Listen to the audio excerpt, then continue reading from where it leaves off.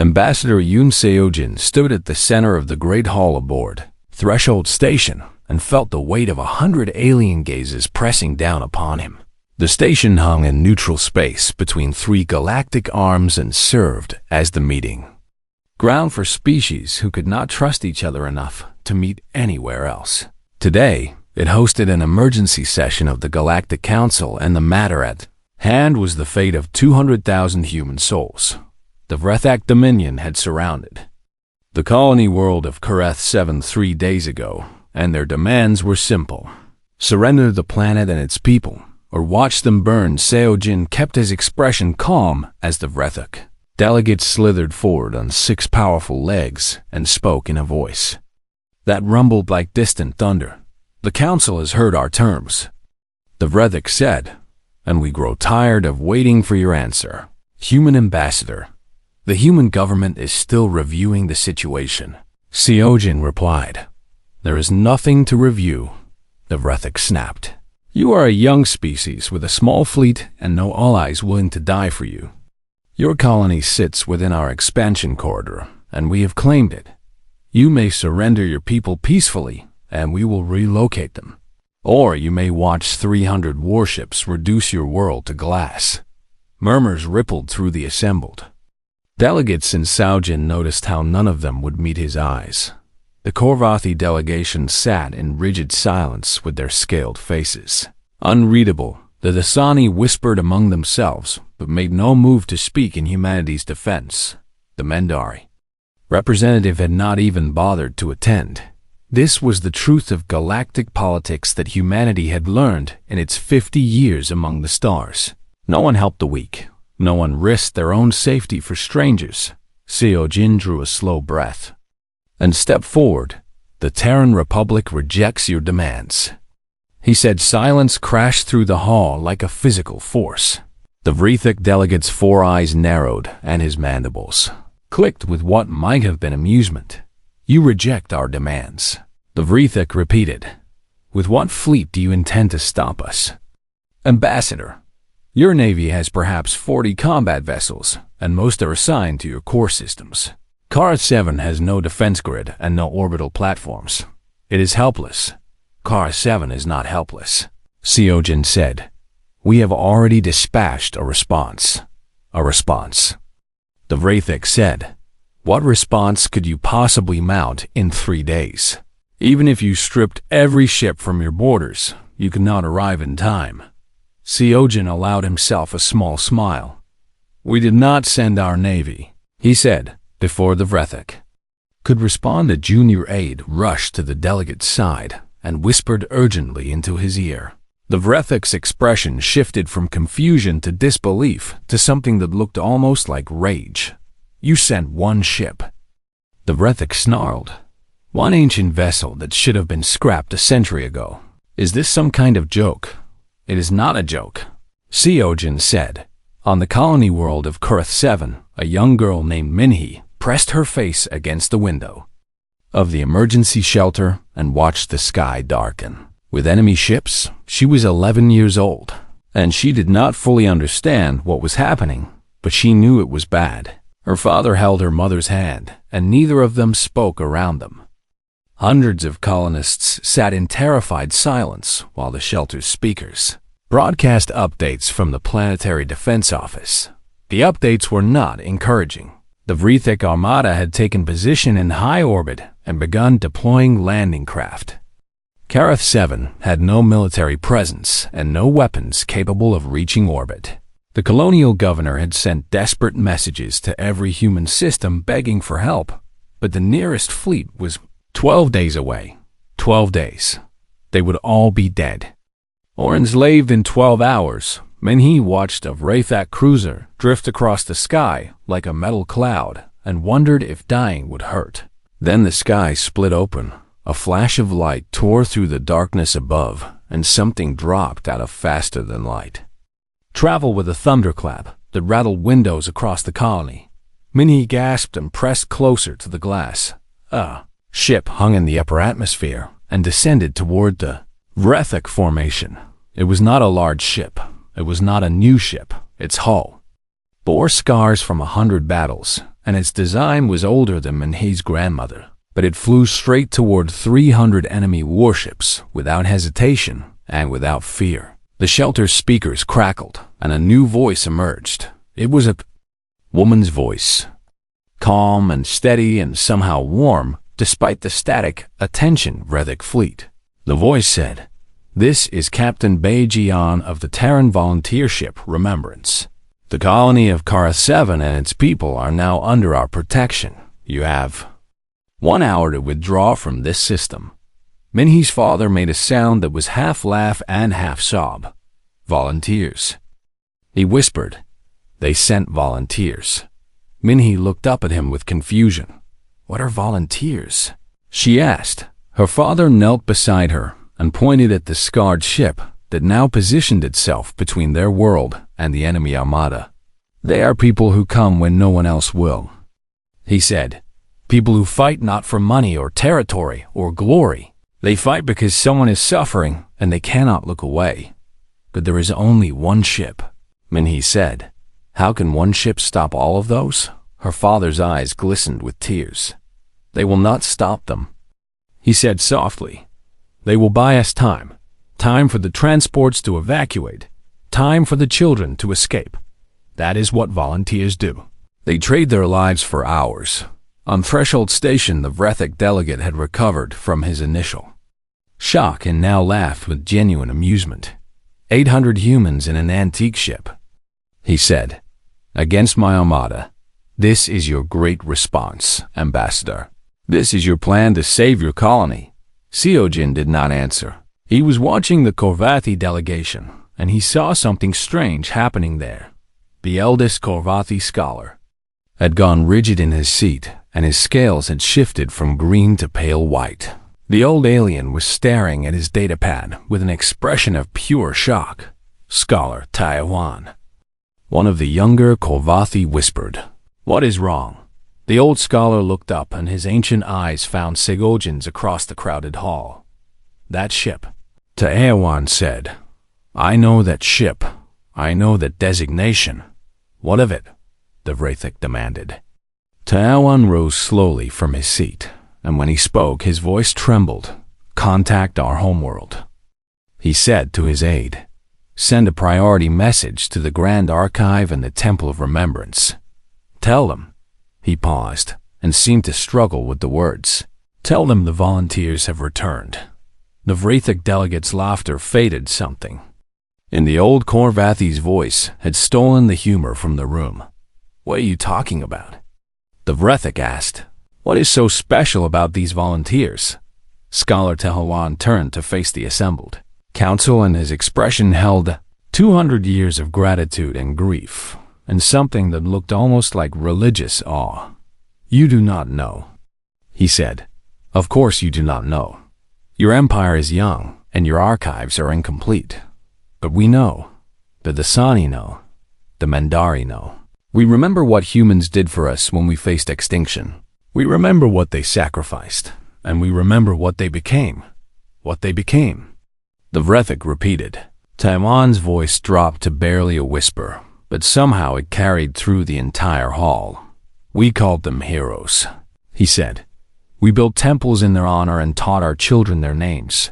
But some species gave them another name. Some species looked at what humans did and what they were willing to suffer, and they called them something else entirely." The old scholar's eyes met the Vrethik delegate's gaze. "They called them gods," Taiwan said. "And gods do not lose." The Vrethik dominion began to fracture within hours. It started with small rebellions on conquered worlds where subject species had watched the Battle of Karath 7 and found something they had lost long ago. Hope de Telari uprising began when a factory worker refused to report for his shift. When the Vrethak guards came to arrest him, he stood in the middle of the street and said 4 words. "The humans are coming." Within a day, the entire Telari population had stopped working. They did not fight. They did not need to. They simply refused to cooperate and waited for the beings who died for strangers to notice their suffering. Similar revolts spread across a dozen systems, species that have been crushed and conquered and broken for Generation suddenly remembered that resistance was possible, because if 800 human civilians could face 300 warships without flinching, then surely conquered peoples could stand against their oppressors. Commander Vorthax watched. His empire began to crumble and knew he had already lost. It did not matter that his fleet still outnumbered the human volunteers. It did not matter that he could probably destroy them all if he committed to a full assault. The damage was already done. His officers had seen the recordings. They had watched humans smile as they died. They had heard Captain Bay's calm voice announcing that the transports were safe. And they had asked themselves a question that Vrethak warriors were never supposed to ask. What are we fighting for? Vorthax called for a secure channel to the Vrethak High Council. We must withdraw, he said. The situation has become untenable. Withdraw. The council leader snarled. You have 200 ships, and you want to run from farmers and teachers. Those farmers and teachers destroyed 89 of my vessels, Vorthax replied. And more are arriving every hour. If we continue this assault, we may win the battle, but we will lose everything else. Our subject species are already revolting. Our own officers are questioning our cause. This is not a war we can win through force. The council fell silent. They had built their empire on fear. They had conquered dozens of species by demonstrating that resistance was futile and death was the only alternative to submission. But the humans had shown the galaxy something different. The humans had shown that there were beings who would choose death over submission. Beings whose conviction was stronger than their survival instinct. Beings who would keep coming, no matter how many of them fell. You could not rule through fear when your subjects had seen that kind of courage. What do you propose? The council leader asked. Withdrawal and negotiation, Vorthax said. We release Karath 7 and open diplomatic channels with the Terran Republic. We frame it as a strategic repositioning rather than a defeat. They will know the truth. Yes, Vorthax agreed. They will know that we lost, but we will survive to rebuild. If we continue this war, we will be ground to nothing against an enemy that cannot be broken. The council debated for 3 hours. In the end, they agreed. The Vrethak fleet withdrew from the Karath 7 system and broadcast a message offering peace negotiations.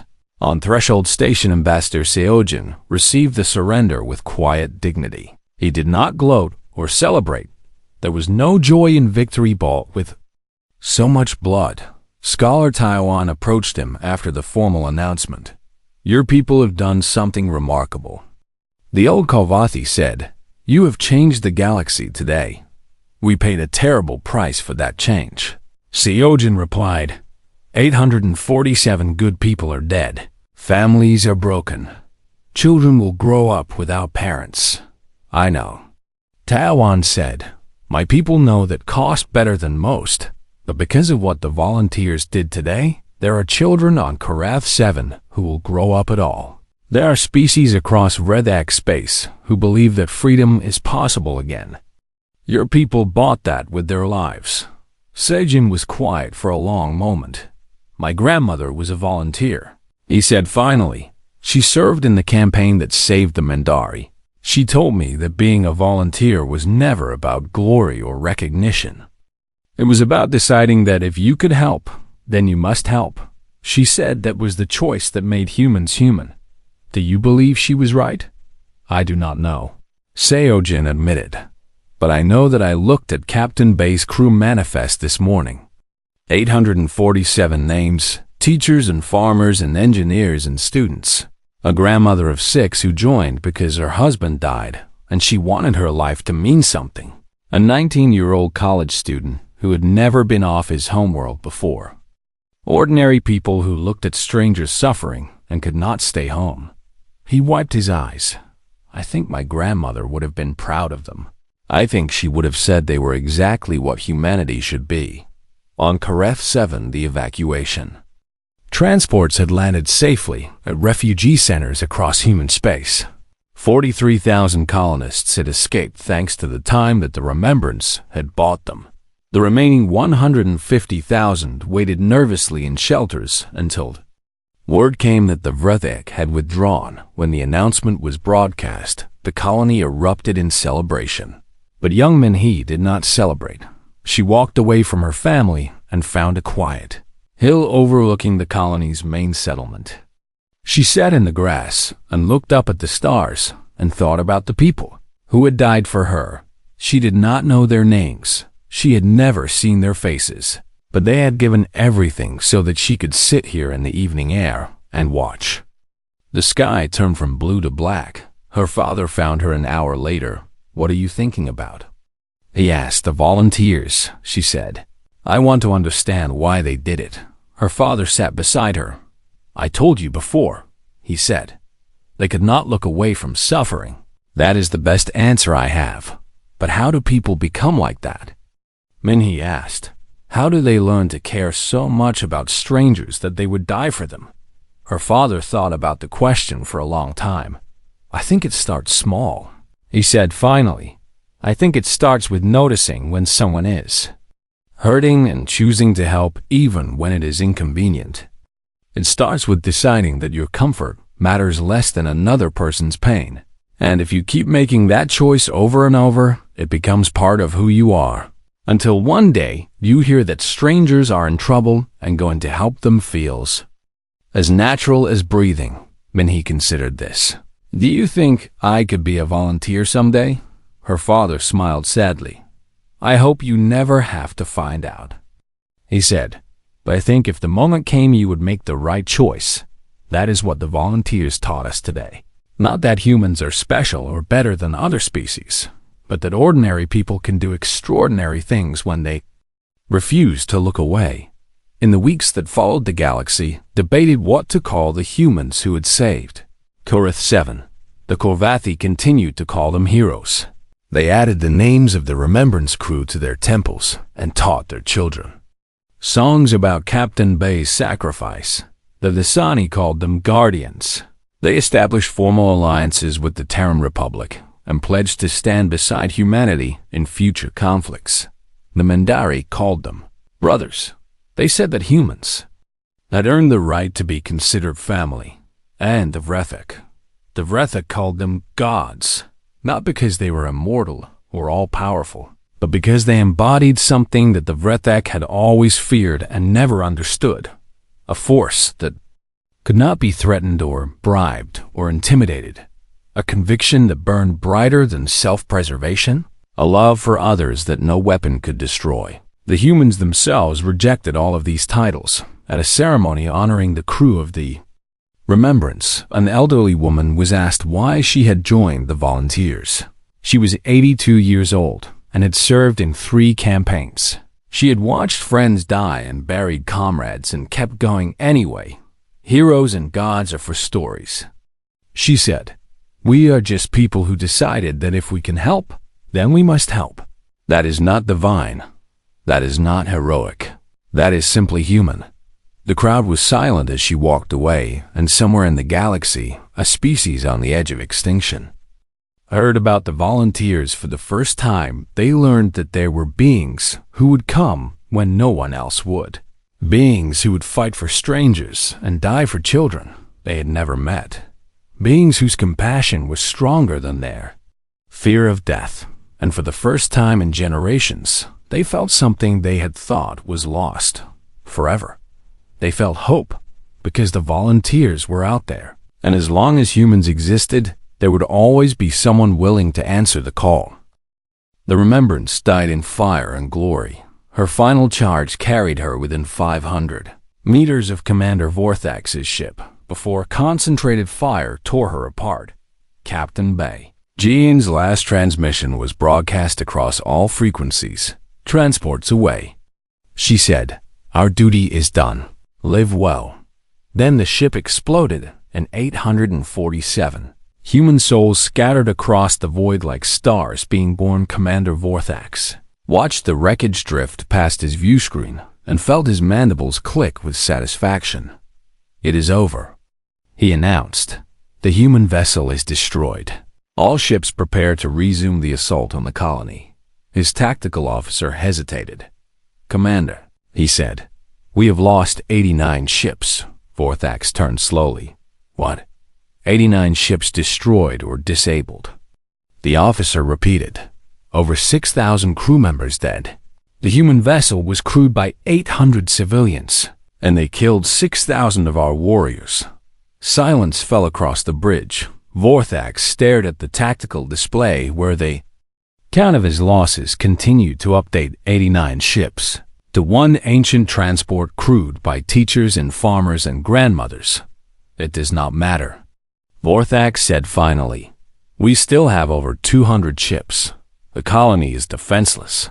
We will take what we came for and prove that these volunteers are nothing but a myth." He opened a channel to the rest of his fleet. "All ships form up for planetary assault," he ordered. "We attack in 1 hour."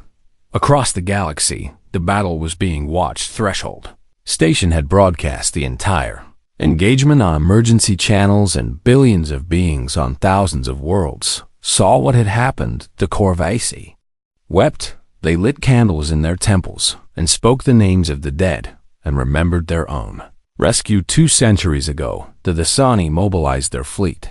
For the first time in generations, they prepared to venture beyond their borders. They owed the humans a debt that could never be repaid, but they would try. The Mandari watched in silence, and their leaders began quiet conversations about what kind of galaxy they wanted to live in. And on a dozen human worlds, volunteer brigades that had been dormant for decades suddenly came alive. Ships that had been mothballed were pulled from storage.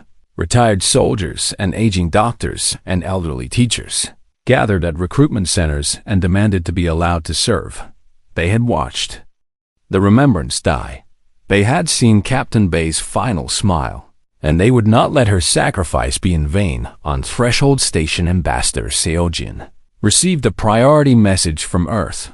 He read it twice to make sure he understood.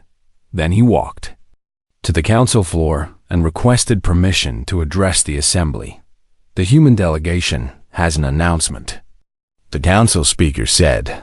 "Ambassador Seojin, you may proceed." Seojin stood at the podium and looked at the assembled delegates. The Vrethak representative was already gloating, and several other species wore expressions of pity or contempt. They thought humanity was broken. They thought the death of one ship meant the end of resistance. They did not understand humans at all. 20 minutes ago, Seojin began. The Vrethak Dominion destroyed the volunteer ship Remembrance and killed all 847 souls aboard. The Vrethak delegate inclined his head in mocking acknowledgement. 10 minutes ago, Seojin continued, volunteer brigades across human space began mobilizing in response. The hall went quiet. 3 million humans have already registered for deployment, Seojin said. More are joining every hour. 18 volunteer fleets are currently en route to Kareth 7. The first will arrive in approximately 6 hours. The Vrethak delegate's expression shifted. You are bluffing, he said. No species could mobilize that quickly. We are not a military. Seojin replied. We do not require orders or authorization. We simply hear that someone needs help and we go. That is what volunteers have always done. He activated a holographic display. It showed star charts with human space highlighted bright. Lines traced the paths of ships converging on a single point. There were hundreds of lines, thousands. This is the current deployment status. Seojin said, these are not warships. They are cargo haulers and passenger transports and mining vessels. They are crewed by ordinary people who have decided that they would rather die fighting for strangers than live knowing they did nothing. The Vrethak delegate stared at the display. This is impossible. He whispered, no. Seojin said, this is human. Commander Vorthax received the intelligence update just as his fleet was preparing to assault the colony. He read the report 3 times and still could not believe what he was seeing. Human ships were appearing at the edge of the system, not dozens, hundreds. They dropped out of faster than light travel in waves. Transport ships and cargo haulers and passenger liners. Mining vessels with cutting lasers converted to weapons, luxury yachts armed with missile pods welded to their hulls. They were not military craft. They should not have been threatening, but there were so many of them, and more were arriving every minute. "Commander," his communications officer called out, "we are receiving a transmission from the human fleet." "Put it through," Vorthax ordered. The view screen flickered and a human face appeared. He was an old man with gray hair and scars on his cheeks, and eyes that had seen too much death. "This is General Park Ji-hoon of the 7th Volunteer Brigade," the human said. "We are here to relieve the crew of the Remembrance and continue their mission." Vorthax laughed. "You are too late," he said. "Your friends are already dead, and soon you will join them." The old general's expression did not change. "We know they are dead," he said. "We watched the battle. We saw Captain Bay's final transmission. We are not here because we think we can save them." "Then why are you here?" "Because those transports have not finished evacuating," the general said. "Because there are still children on that colony who need time to escape. Because the Remembrance bought them 5 hours, and we will buy them 5 more. And when we fall, the next brigade will take our place. And when they fall, there will be another, and another, and another." He leaned forward. "You can kill us, Commander. You can destroy every ship we send, but you will never stop us. Because for every volunteer you kill, 10 more will take their place. We are not an army. We are not a government. We are simply people who cannot look away when others are suffering. And there are billions of us." Vorthax felt the fear from before returning. "You would die," he said. "All of you would die, for strangers, for people you have never met." "Yes," General Park said simply. "That is what we do. That is who we are." The transmission ended, and then Vorthax received another report. Human ships had appeared at 6 Wraithax systems, not attacking, just waiting, watching, broadcasting the death of the Remembrance on repeat. One of those systems was the Vrethak homeworld. Vorthax stared at the tactical display and realized that he was facing something he had never encountered before. An enemy that could not be intimidated, an enemy that welcomed death, an enemy whose numbers were limited only by how many of them heard that someone needed help.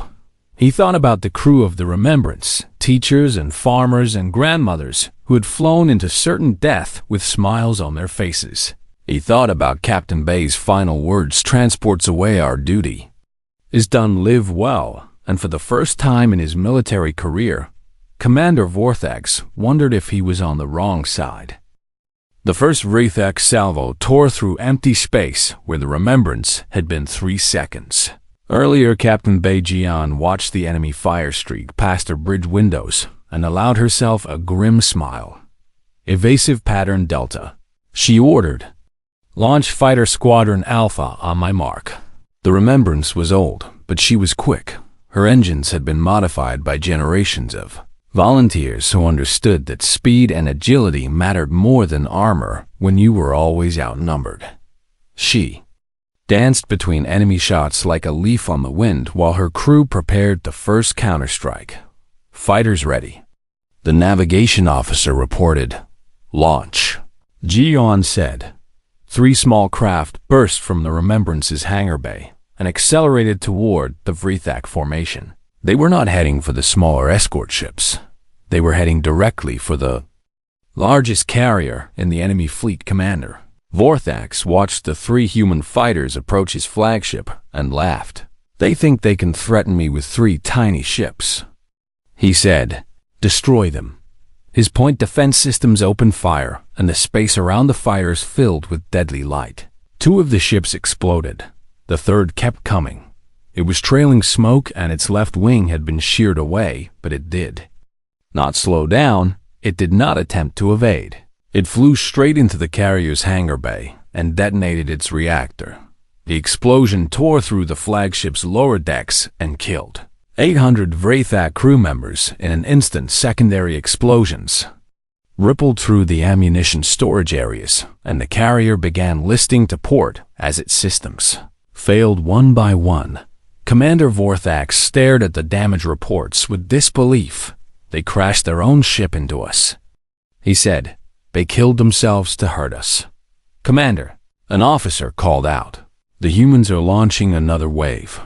6 more fighters emerged from the Remembrance. They spread out in pairs, and each pair targeted a different Vrethak vessel. The Vrethak gunners opened fire with everything they had. They destroyed 4 of the fighters before they could reach their targets. 2 got through. 2 more Vrethak ships began to burn. On the surface of Karath 7, the evacuation was proceeding as quickly as possible. 15 transport ships had already launched, carrying the youngest children and their families. Another 20 transports were loading as fast as their crews could manage. Minhee stood with her parents in a long line of colonists, waiting for their turn to board. She could see the battle in the sky above, flashes of light, marked explosions and the trails of missiles, and the desperate maneuvers of the single human ship that stood between them and destruction. Why are they doing this? She asked her father. They do not know us. Why are they dying for people they have never met? Her father was quiet for a long moment. When I was young, he said, my grandmother told me a story about the first volunteers. She said that long ago humans lived only on one world, and they often fought among themselves. But even in those dark times, there were always people who ran toward danger instead of away from it. When buildings burned, they rushed inside to save strangers. When floods came, they risked their lives to pull others from the water. When disasters struck, they gave everything they had to help people they would never see again. He watched another flash of light bloom in the upper atmosphere. My grandmother said that this was the best part of humanity. He continued, not our intelligence or our technology or our ambition, but our inability to look away when others are suffering. The volunteers are simply the continuation of that tradition. They come because they cannot do otherwise. Their hearts will not let them stay home when they know someone needs help. Minhee thought about this. That sounds very hard. She said, it is. Her father agreed. It is the hardest thing in the universe, and that is why we call them heroes. Aboard the Remembrance, the situation was growing desperate. The ship had taken multiple hits and entire sections had been sealed off to prevent atmospheric decompression. 93 crew members were already dead, and another 40 were wounded too badly to continue fighting. But they had destroyed 12 Vrethak ships, 12 warships reduced to wreckage by a single obsolete vessel and its crew of civilians. Captain Bay checked the evacuation status on her display. 8 transports had made it to safe distance. Another 12 were in the air. They needed more time. Engineering. She said, how long until we lose main power? 20 minutes if we are lucky, the engineer replied. 10 if we take another hit to the reactor housing. Navigation. Plot a course directly through the center of the enemy formation. The navigation. Officer's hands trembled, but his voice was steady. Course plotted. Captain, all hands, Gia announced. Prepare for close combat. We are going to make them fight for every meter. The Remembrance surged forward. She plunged into the heart of the Vrethak. Armada like a blade driving into flesh at point blank. Range. The enemy's numerical advantage meant less. Ships could not fire without risking hits on their allies. Formations broke apart as captains tried to maneuver away from the charging human vessel. The Remembrance opened fire with every weapon. She had missiles and plasma bolts, and railgun slugs tore into Vrethak hulls. Whenever a shot crippled a human weapon system, the crew improvised. They launched cargo containers packed with explosives. They vented atmosphere into enemy flight paths to blind their sensors. They rammed a Vrethak destroyer with their own damaged shuttle bay. Commander Vorthax watched his carefully organized fleet dissolve into chaos. What are they doing? He demanded. This is insane. They cannot win like this. They are not trying to win. His tactical officer said quietly. They are trying to delay us. Every minute we spend dealing with them is another minute for the transports to escape. Vorthax slammed his fist against his command throne. Then destroy them quickly. He ordered, "All ships concentrate fire on that human vessel. I want it reduced to atoms." The Rethic fleet reformed 300 ships focused their weapons on a single target. The Remembrance shuddered as hits began landing faster than her crew could track. Bulkheads buckled and systems failed and crew members died at their stations. But still, she fought. A group of volunteers armed with cutting torches and emergency suits boarded a Rethic frigate that had gotten too close. They fought through the enemy crew with hand tools and determination, and they reached the bridge in under 4 minutes. When they realized they could not capture the ship, they overloaded its reactor and died with enemy screams in their ears. Elsewhere, a human pilot whose fighter had been crippled aimed her burning craft at a Rethic ammunition ship. She was 23 years old and had joined the volunteers 6 months ago because she could not stop thinking about the children on Kareth 7. Her last words were a prayer for their safety. The ammunition ship exploded and took 2 escort vessels with it. In the Great Hall of Threshold Station, the delegates watched the battle in stunned silence. No one had expected this. No one had imagined that 800 humans could cause so much damage. The Rethic had lost 47 ships. 47. Their fleet was still overwhelming, but the cost was already higher than anyone had predicted. Scholar Taiwan watched the display with tears streaming down his scaled face. "This is what they do," he whispered. "This is what they have always done. They burn themselves to light the way for others." Ambassador Seojin stood motionless. He knew many of the people dying up there. Captain Bay had been a friend of his mother. The young pilot, who had just sacrificed herself, had attended his daughter's birthday party last year. He wanted to look away. He could not. The Remembrance was dying. Her hull was breached in a dozen places, and her weapons were nearly exhausted. But she was still moving. She was still fighting on her bridge. Captain Bei Jian wiped blood from her eyes and checked the evacuation status one more time.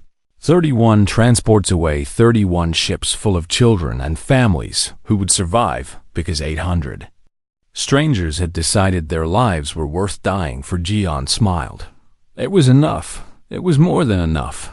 "All hands," she said. "This is the captain. The transports are clear. Our mission is complete. I am proud to have served with every one of you. You have honored the legacy of everyone who came before us." She looked at the view screen where Rethic ships filled the sky. "Now let us give them something to remember." The Remembrance made one final charge. She was burning from bow to stern, and her crew was reduced to 300, but she flew straight at the Wraithak command ship with everything she had left. Commander Vorthax watched her come, and for the first time in his life, he felt something he had never experienced before: fear.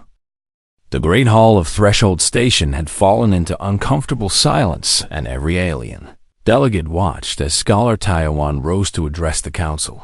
The old Karvati moved slowly as his age weighed heavy on his bones, but his eyes burned with an intensity that made younger beings look away.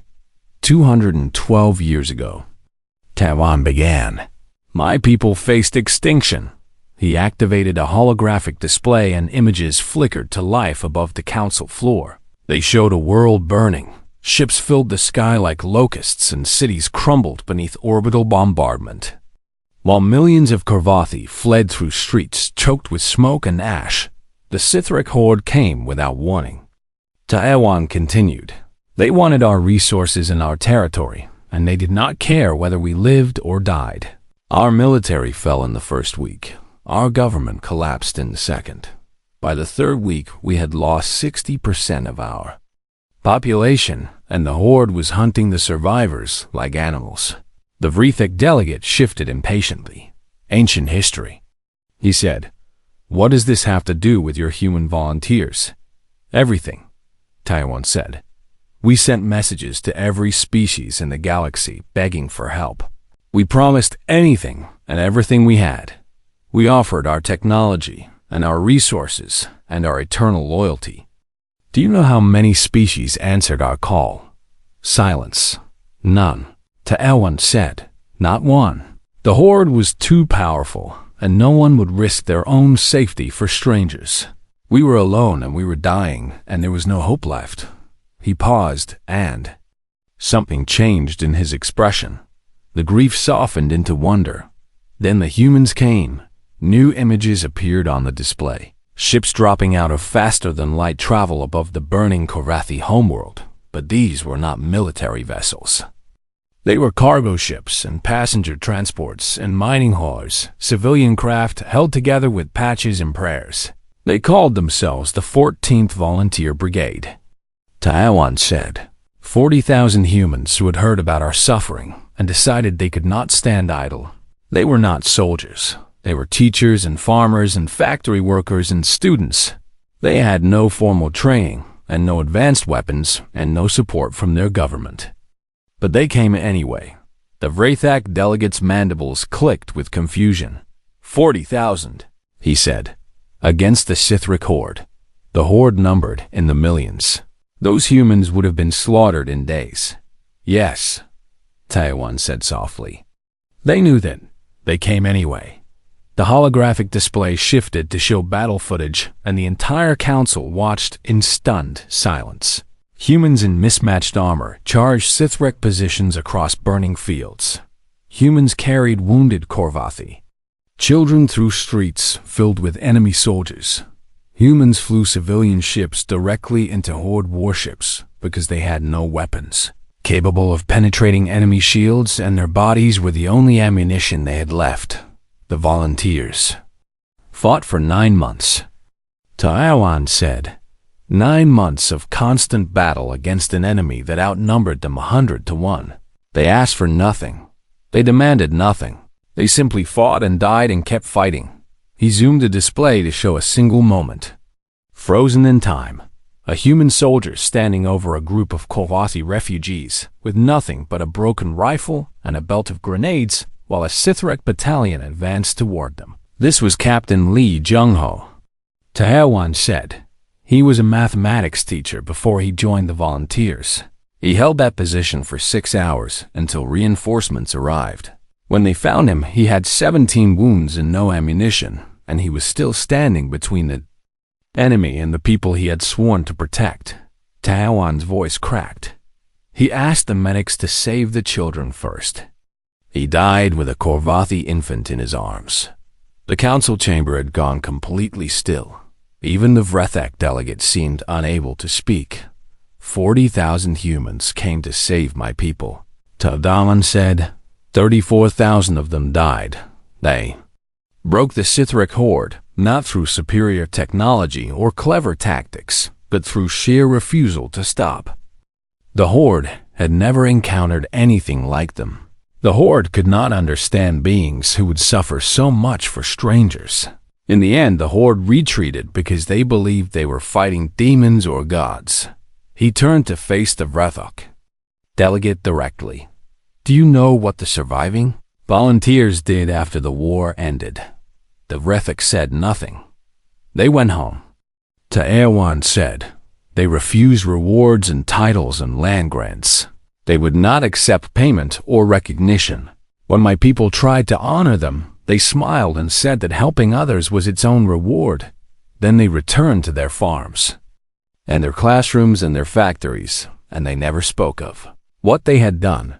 Scholar Taewan deactivated the display, and the Great Hall returned to its normal lighting. The Korvathi were not the only species the volunteers saved. He said, over the next 3 centuries, various brigades intervened in 7 extinction-level conflicts across the galaxy. The Dasani were dying of plague, and humans came to nurse them back to health. The Mandari were being hunted by slavers, and humans came to fight beside them. Again and again across the stars.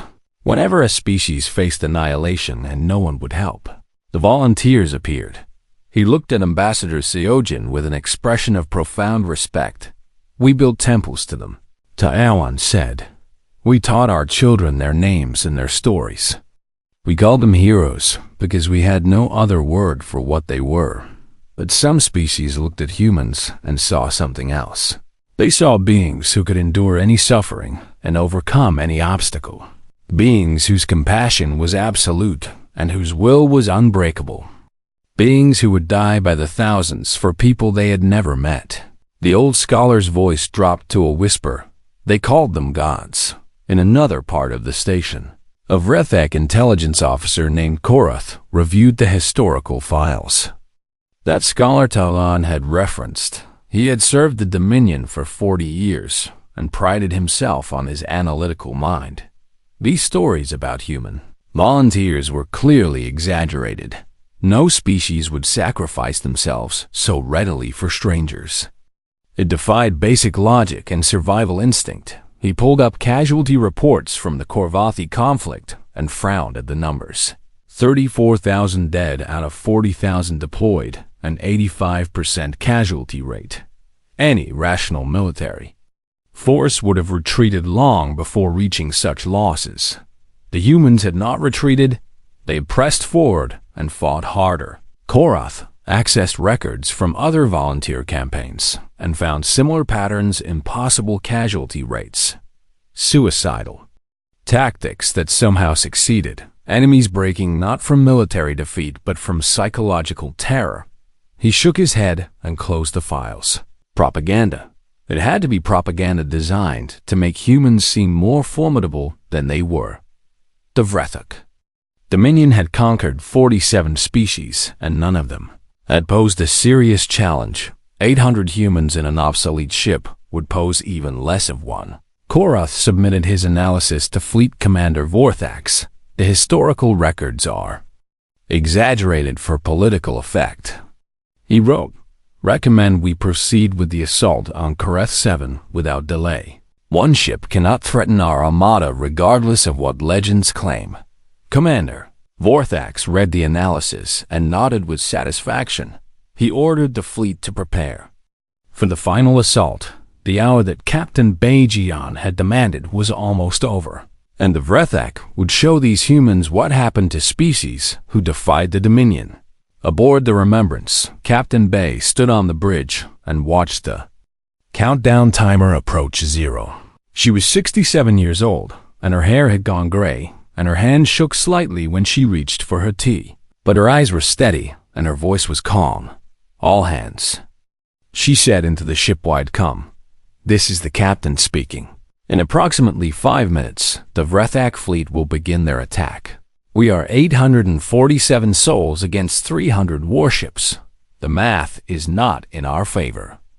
She paused and looked around the bridge at her crew. They were not soldiers. The young man at navigation was a schoolteacher from New Seoul. The woman at weapons was an engineer who had spent 20 years building bridges. The medic preparing the Puraki was an engineer who had spent 20 years building bridges. The medic preparing the weddings was an engineer who had turns was an engineer who had 20 years building bridges. The medic emergency kits was a grandmother of 6 who had joined the volunteers after her husband died. They were ordinary people. They were terrified. And they were not leaving. I will not lie to you. Jian continued. Most of us will not survive this day. But that was never the point.